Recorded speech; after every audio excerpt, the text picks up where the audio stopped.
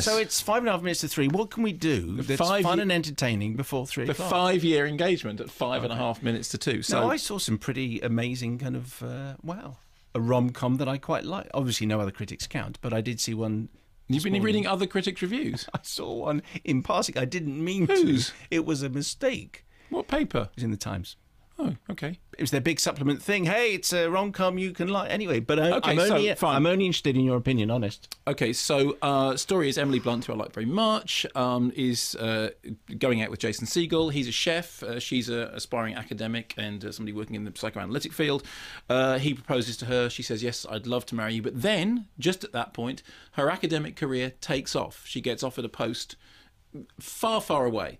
She then says, look, this is a great thing. He says, of course, your career is really, really important.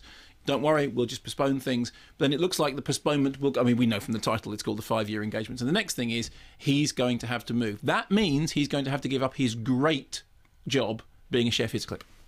Okay, so my fiance, Violet, who you've met, got a job in Michigan. This is why marriage is dumb, okay? It's dumb. You have a job here, she's got a job there. You guys can't do anything, because you're so connected, so then one of you has to get the shaft. This is why I voted against gay marriage. Please don't tell people. Well, just to say, what are you supposed to do? It's like your fiance gets offered her dream job. What are you gonna do, say no? Yes. I have to go. Yeah.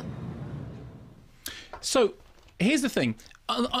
I liked it. It's too long. It's a post-bridesmaid Judd Apatow staple offering, and he's, it is true that he's kind of softened his act quite a lot, which is kind of nice. And it benefits enormously from having at its centre two characters that you genuinely like. Emily Blunt and Jason Segel are both very good, and it's at its strongest when it's doing the recognisable tensions between people involved in a relationship. Because actually, there are moments when they make jokes and they do, but you think, yeah, that's fine. I understand that. That completely makes sense. The point at which it sort of loses it is that in order to up the dramatic ante, Jason Segel's character, he's a co-writer, Jason Segel's character has to fall apart quite spectacularly when they move to these snowy countries. He's left, this super splendid chef's job behind now trying to make it somewhere else where, the climate doesn't suit him, or he can't get a job, and everyone keeps laughing at him, saying, why on earth would a chef move here? There's nothing for you here. And gradually, his character starts to fall apart. Now, in order for it to be, to be made funnier, they've kind of made his disintegration slightly unbelievable, and that's the point at which things starts to fall down. Actually, it's a real credit to Emily Blunt that even when that happens, she continues to be, to hold it all together, just so it doesn't completely cross the line of credibility. There's enough in it that you still do believe in this situation, that she has her career is doing really, really well. She's engaged to somebody who has decided that he will go with her to allow her career to flourish. So underneath it, there is this kind of very nice, recognisable, entertaining, jolly, funny truth, which just about holds it together, even though his character is over-egged. There's also one scene which I think will kind of divide people, which I thought was really, really funny, in which she's having a conversation with her best friend. They have to start, because kids are around, they have to start doing the voices of Elmo and Cookie Monster.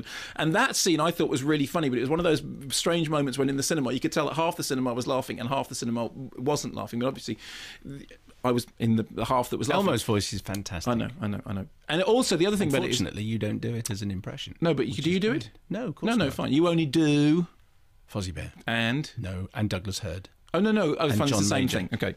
But there's also a very, very fine performance by Rhys Ifans as this sort of slimy, predatory psychologist. So generally, it works pretty well. It's too long. It's over 2 hours long, which it doesn't need to be. It kind of as I said, it over-eggs one area of thing when I would like it to have been reined in slightly more. But I laughed consistently, pretty much all the way through it. It never felt that it needed to do that thing which so many things which have got Judd Apatow's thumbprints on them, which feel that they have to have a kind of gross out, they have to have a moment of kind of spectacular eruption. That doesn't happen.